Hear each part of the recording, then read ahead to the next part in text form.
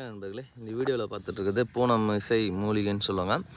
இந்த பூனமிசை மூலிகை வந்து சித்த மருத்துவத்துலேயும் ஆயுர்வேத மருத்துவத்துலேயும் எதுக்கு பயன்படுத்தப்படுகிறது அப்படின்னு வந்து பார்த்திங்கன்னா, அதுவும் மெயினாக வந்து ஆடு மாடுகளுக்கு இது வந்து முக்கியமாக பயன்படுத்தப்படுகிறதுங்க.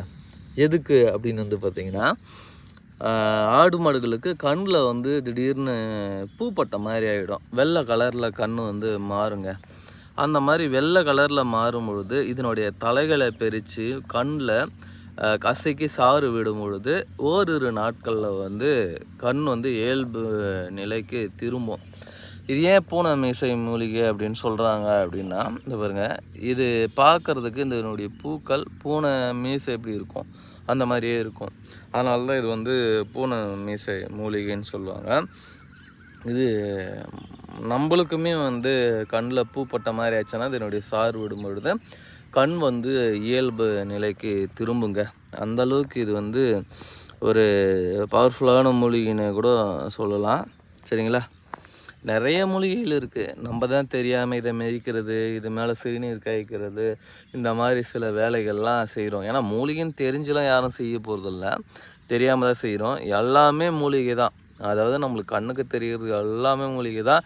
அது என்ன எதுக்கு பயன்படுத்தப்படுகிறது அப்படின்னு தெரிஞ்சால் போதும், அதை நம்ம வந்து பயன்படுத்தி கொள்ளலாம். நான் இந்த வீடியோவில் சொல்கிறது, இது நம்ம முன்னோர்கள் இப்படி தான் இதை பயன்படுத்தினாங்க.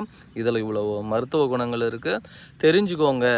எதுக்காவது ஃப்யூச்சரில் உங்களுக்கு அர்ஜென்ட் ஆகிறதுக்கு உதவுன்றதுக்காக நான் சொல்லித்தரேன். அவ்வளோதானே தவிர வேறு ஒன்றும் இல்லை. மூலிகை பற்றி நீங்கள் தெரிஞ்சுக்கோங்க, அவ்வளோதான். நம்மளோட சேனலை சப்ஸ்கிரைப் பண்ணி வச்சுக்கோங்க. இது போன்ற வீடியோக்களை நான் உங்களுக்கு அடிக்கடி அப்லோட் பண்ணுவேன். மூலிகைகளை பற்றி நான் எக்ஸ்பிளைன் பண்ணுவேன். கண்டிப்பாக நீங்கள் தெரிஞ்சுக்கலாம். சரிங்களா?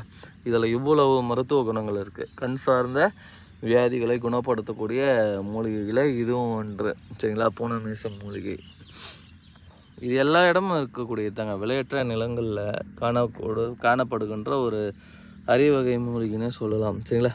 மூலிகைகள் எல்லாமே பூண்டு மாதிரி தான் இருக்கும், ஆனால் மூலிகைகள் தான். சரிங்களா? இந்த பயன்படுத்துகிற முறைகள்னு ஒன்று இருக்குது.